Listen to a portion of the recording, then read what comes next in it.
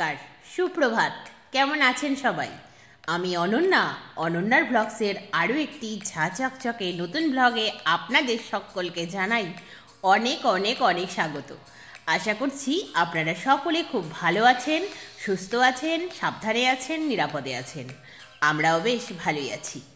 আজ দিনটি মঙ্গলবার, সকাল এখন 9টা মতো বাজে। আপনাদেরকে সাথে নিয়ে ঠিক এখন থেকেই আজকের ব্লগটি আমি শুরু করছি। যথারীতি সকালে ঘুম থেকে উঠে ব্রাশ করে ফ্রেশ হয়ে নিয়েছি। তারপর মায়ের সাথে সাথে তাড়াহুড়ো করে আজ বাসি কাজগুলো সেরেছি, কারণ আজ আমার আর মায়ের দুজনের উঠতেই বেশ দেরি হয়ে গিয়েছে। গতকাল থেকেই হাত যন্ত্রণাটা বেশ বেড়েছে, সেই জন্যই অনিচ্ছাকৃতভাবে হলেও একটা পেন কিলার রাতে খেয়ে শুয়েছিলাম, তাই আর ঘুমটা ভাঙেনি। পেন কিলার খেলে দেখবেন ভীষণ ঘুম হয়, উঠতে দেরি, সব কাজে দেরি।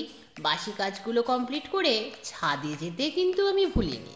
ছাদ বাগান থেকে একটু ঘুরে এসেছি। সকাল সকাল ছাদ বাগানে গেলে মনে একটা আলাদাই প্রশান্তি আসে, বিশেষ করে তখন যখন আপনার ছাদ বাগান ভর্তি বিভিন্ন রঙের গোলাপের পসরা সাজানো থাকে। তো সেই জন্যই ছাদ বাগানে যাওয়ার লোভটা সামলাতে পারলাম না, তাই ঘুরেই এলাম। তারপর যথারীতি সকালবেলাকার চা পর্ব মেটানো হলো। তারপর আর কি করার, বেডটা গোছানো হলো, আর ঘরের আসবাবপত্রগুলো ভীষণ তাড়াতাড়ি ক্লিন করে নিয়েছি।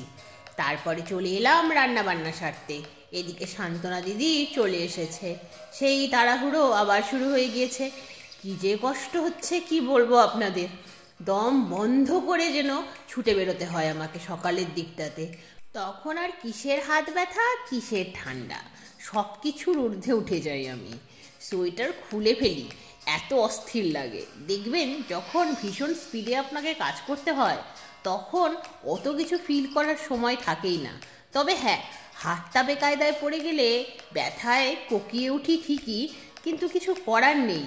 আমার পরিস্থিতি হয়ে গেছে, ইউ উইল হ্যাভ টু। কী করে করবে জানা নেই, তবে করতে তোমাকে হবেই, পারতেও হবে তোমায়। আজ যতটুকু সবজি ছিল ফ্রিজে সেইটুকু দিয়ে একটা নিরামিষ ঝোল বানালাম, আর তার সাথে বানাবো ভাবছি আলু ছিম দিয়ে পোস্ত। ব্যাস এইটুকুই। আর ফ্রিজে ডাল আছে, সেটিকে বের করে ডাল শুকনো করে নেব। আমার পরিস্থিতি এরকমই, ফ্রিজে আজ সবজিও বাড়ন্ত। যতটুকু সবজি ছিল সব কিছুকে আজকে রান্না করে ফেললাম।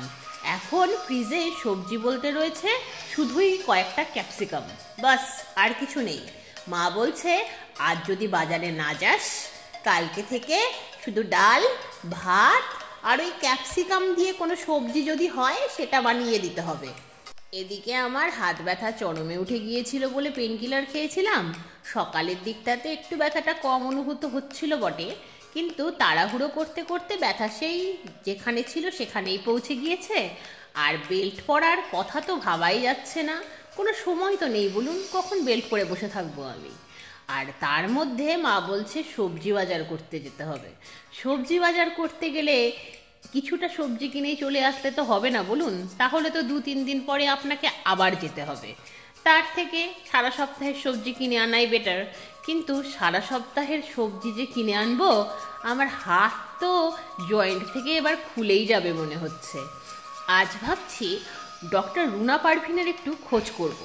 ডক্টর রুনা পারভিন একজন হোমিওপ্যাথিক ডক্টর, তিনি বালুরঘাটেই ছিলেন।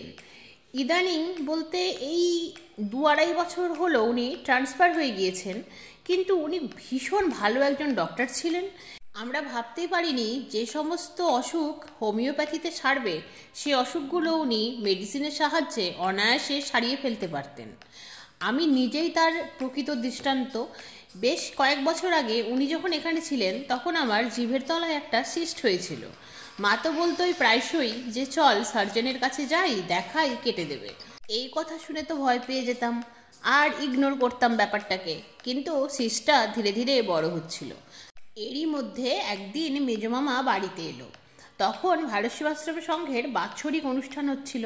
যেহেতু আমার বাড়ি থেকে ভারত সেবাশ্রম সংঘটা ভীষণ কাছে, তাই সকলেই আশ্রমের অনুষ্ঠানে সকালের দিকে আসে, সন্ধেতে যজ্ঞ দেখে, আর মাঝের সময়টা আমার বাড়িতেই থাকে অ্যাজ আ হল্টিং স্টেশন। তো ঠিকই আছে, মামাও ছিল বাড়িতে। কথায় কথায় আমার সিস্টের কথা ওঠে। মামাকে দেখাই। মামা বলে, আমি যদি রুনা পারভিনের ওখানে সব ব্যবস্থা করি, তুই দেখাবি? রুনা পারভিন মামা বাড়ির কাছেই যে হোমিওপ্যাথিক আউটডোরটা রয়েছে সেখানে তখন বসতেন।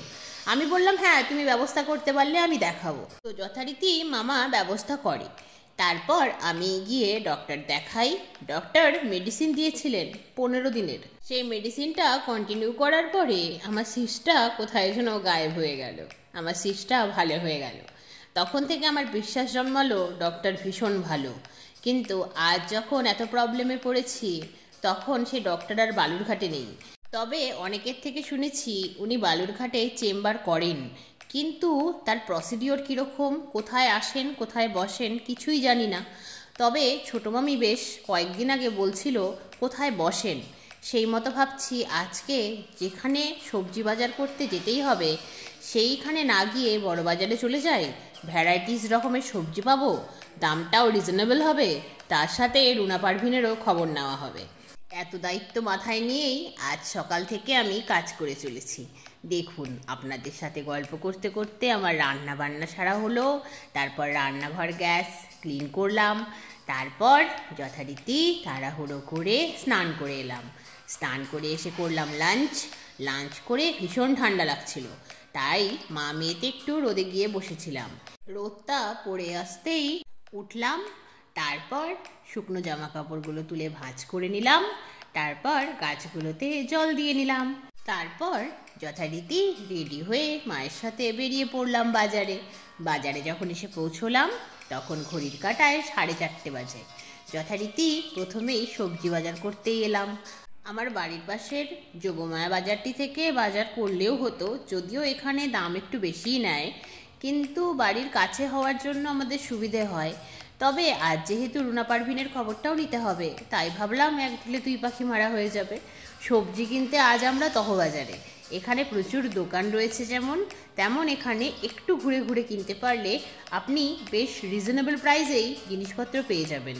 সবজি বলুন, মাছ বলুন, যাই বলুন না কেন, যেহেতু এটিই তহবাজার, সেই জন্য এখানেই রিজনেবল প্রাইসে ভ্যারাইটিস রকমের জিনিস পাওয়া যায়।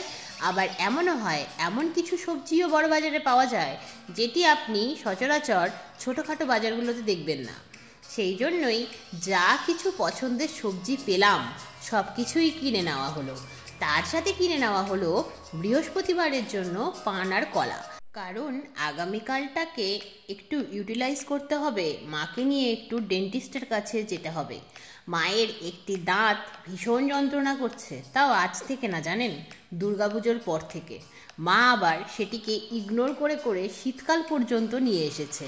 কিচ্ছু বলে না, চুপচাপ থাকে। হঠাৎ করে গতকাল বলছে, জানিস আমার এই দাঁতটা না ভীষণ যন্ত্রণা। কী যে হলো, একেবারে ভেতরের দিকের একটা দাঁত, যেটি বাইরে থেকে দেখা পসিবল না, ডেন্টিস্ট হলেই ভালো দেখতে পারবেন। তাই ভাবলাম দাঁতটাকে ইগনোর না করে মায়ের উচিত ডক্টরের সাথে কনসাল্ট করা। যেহেতু রুনা পারভিন এখন চেম্বারটা বাজারটাকে ক্রস করে কিছুটা গিয়ে ডানলপ মোড়ের দিকেই করে থাকেন, সেই জন্য রুনা পারভিনের খবর নেওয়ার পাশাপাশি আজকে বাজারটাও হয়ে যাবে, যেটি একদম এসেন্সিয়াল। কালকে না হলে ডাল ভাত খেতে হবে। আর আগামীকাল ভাবছি মাকে নিয়ে ডেন্টিস্টের কাছে যাব, গিয়ে কনসাল্ট করি, শুনি কি হয়েছে। উনিই ভালো বলতে পারবেন, বলুন। এই একটা কাজ রয়েছে। তাছাড়া এই ঠান্ডায় আমার অ্যাস্থমার প্রবলেম বেড়েছে, মায়ের ব্যথা বেড়েছে, আমার হাত যন্ত্রণা আছে। সব মিলিয়ে আমার পরিস্থিতি ভীষণই খারাপ। তবুও আমি হাসি, মজা করি, আনন্দ করি, জীবনটাকে এনজয় করার চেষ্টা করি। কয়েকটা বছর আগেও ভাবতে পারিনি জীবনটা এরকম একটা নাটকীয় মোড় নেবে, যাতে করে আমার পরিস্থিতি এরকম ভয়ানক হয়ে যাবে।